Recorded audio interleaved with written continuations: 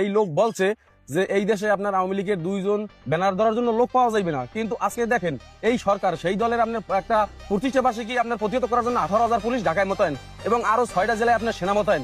এই সর্বপ্রথম আমরা সাধারণ মানুষ দেখলাম যে কোনো একটা রাজনৈতিক দলের আপনার যারা প্রতিষ্ঠা বার্ষিকী পালন হইলে আপনার সেনা মোতায়েন হয়। কিন্তু আমি মনে করি আপনার ওই যে 6টা জেলার মানুষ খুব ভাগ্যবান এবং এরা খুব ভাগ্যবান। কেন আপনার তারা আওয়ামী লীগের ঘাঁটি হিসেবে ওই 6টা জেলা চিহ্নিত করতে পারছে।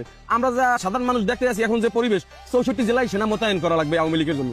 আওয়ামী লীগের মতো ব্যানার ধরার লোক নাই, যেই লোকটা বললো 2 জন লোক পাওয়া যাবে না, আজকে 18,000 আপনার পুলিশ শুধু আপনার ঢাকায় ব্যবহার করা হইতেছে তাদের ওই কার্যক্রম আপনার ঠেকানোর জন্য। তার মানে কি ওই যে লোকটা যে বললো যে আপনি 2 জন লোক আপনার থাকবেন আপনার বেড়ার দেওয়ার জন্য, তার মুখে আমি থু মারলাম।